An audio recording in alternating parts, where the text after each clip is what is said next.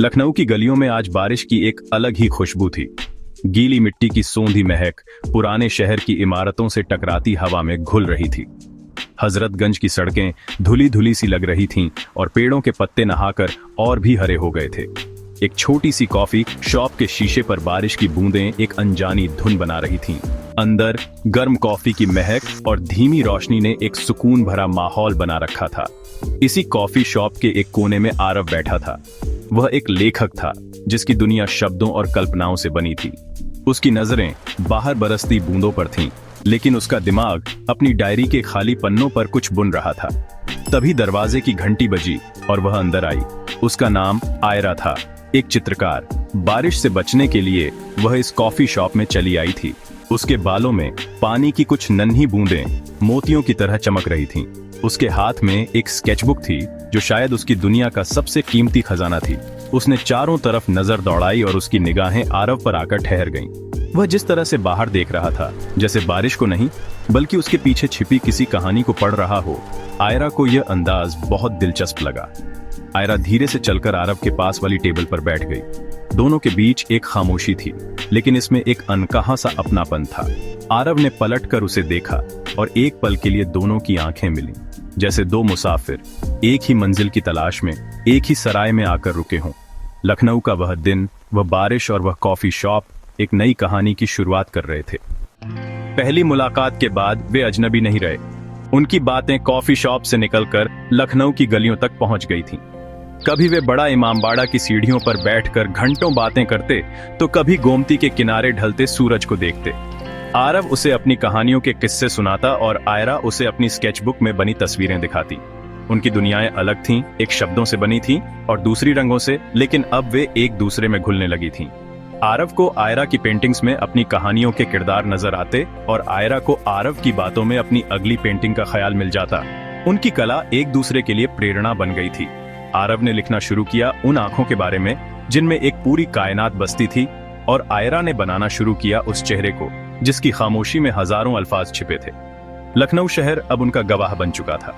अमीनाबाद के बाजार की भीड़ हो या रेजिडेंसी के खंडहरों का सन्नाटा, हर जगह उनकी यादें बिखरने लगी थी। वे अक्सर घंटों चुपचाप बैठे रहते, बस एक दूसरे की मौजूदगी को महसूस करते। उनकी खामोशी में भी एक संवाद होता था जिसे सिर्फ उनके दिल समझ सकते थे। एक शाम गोमती किनारे आयरा ने पूछा, तुम्हारी कहानियों की नायिका कैसी होती है? आरव मुस्कुराया। अब उसका चेहरा साफ नजर आता है, उसकी आंखों में चमक है और उसके हाथ में एक ब्रश है। आयरा की मुस्कान में जवाब छुपा था। दिन बीतते गए, उनका रिश्ता गहराता गया, पर दोनों ही अपने जज्बात जाहिर करने से झिझक रहे थे। आरव अपनी भावनाएं डायरी के पन्नों पर उतारता रहा, कविताएं, खत, सब आयरा के नाम। एक दिन वे रूमी दरवाजे के पास बैठे थे। आयरा स्केच बना रही थी, आरव डायरी पढ़ रहा था। आयरा ने पूछा, तुम हमेशा क्या लिखते रहते हो? कभी मुझे भी सुनाओ। आरव का दिल जोर से धड़का। उसने डायरी का एक पन्ना खोला और पढ़ा। तुम मिली तो लगा जैसे रेगिस्तान में बारिश हुई हो। मेरे बेरंग ख्यालों को तुमने अपने रंगों से छुआ है, मेरी खामोशी को तुमने पढ़ा है, मेरे अल्फाजों को तुमने सुना है। अब तो बस यही दुआ है कि मेरी हर कहानी का अंत तुम्हारे नाम से शुरू हो। कविता खत्म हुई तो वहां एक गहरी खामोशी छा गई। आरव ने नजरें नहीं उठाईं, जवाब का इंतजार किया। आयरा ने अपनी स्केचबुक आगे बढ़ा दी। उस पन्ने पर आरव का स्केच था, चारों ओर दिल और रंग बिरंगे फूल। उस दिन रूमी दरवाजे के नीचे दो कलाकारों ने अपनी अपनी कला के जरिए अपने प्यार का इजहार किया। एक ने शब्दों से, दूसरे ने रंगों से। जिंदगी हमेशा एक जैसी नहीं रहती। आयरा को दिल्ली की एक बड़ी आर्ट गैलरी से ऑफर मिला, उसके करियर का बड़ा मौका। दोनों के लिए यह खबर खुशी और गम का मिला जुला एहसास लेकर आई। वादा किया कि हमेशा जुड़े रहेंगे। शुरू में सब ठीक रहा, वे रोज फोन पर बातें करते, अपने दिन साझा करते। लेकिन धीरे धीरे वक्त और काम का दबाव बढ़ा।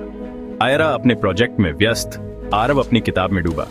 उनकी बातें कम होने लगी। दूरियां सिर्फ शहरों के बीच नहीं, अब दिलों के बीच भी आने लगी थी। छोटी छोटी गलतफहमियां बढ़ने लगी। फोन पर अब पहले जैसी गर्मजोशी नहीं थी, उसकी जगह खामोशी ने ले ली थी। आरव को लखनऊ की वही गलियां, वही कॉफी शॉप अब काटने को दौड़ती थीं। उसकी कलम रुक गई थी, उसे अपनी कहानी अधूरी लग रही थी। आयरा भी दिल्ली में अकेली थी। उसकी पेंटिंग्स में अब भी वही रंग थे, पर उनमें जान नहीं थी। दोनों अपनी अपनी कला में डूबे, लेकिन एक अधूरेपन के साथ। कई महीने गुजर गए। आरव ने अपनी किताब पूरी की, तेरे नाम की खुशबू। किताब का लॉन्च लखनऊ में हुआ, लेकिन उसकी आंखें किसी और को ढूंढ रही थीं। उसी शहर में एक आर्ट गैलरी में आयरा की पेंटिंग्स की प्रदर्शनी लगी थी। उसकी सबसे खास पेंटिंग थी, एक लेखक डायरी पढ़ रहा था, शीर्षक अधूरी कविता। संयोग से एक कला समीक्षक जो आयरा की दोस्त थी, आरव की किताब लेकर एग्जीबिशन पहुंची।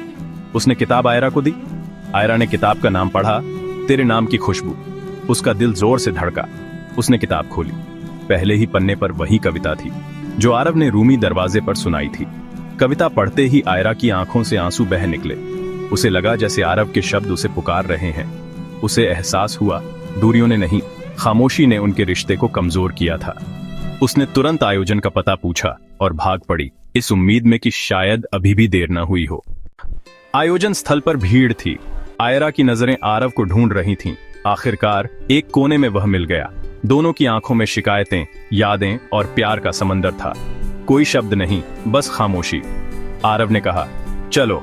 दोनों उसी पुरानी कॉफी शॉप की तरफ बढ़ गए जहां उनकी कहानी शुरू हुई थी। आज भी बाहर हल्की बूंदाबांदी थी, अंदर वही कॉफी की खुशबू, वही कोना। आयरा ने कहा, तुम्हारी किताब मैंने पढ़ी। आरव मुस्कुराया, और तुम्हारी पेंटिंग मैंने देखी। उन्हें एहसास हुआ दूर रहकर भी वे एक दूसरे की कला के जरिए जुड़े रहे।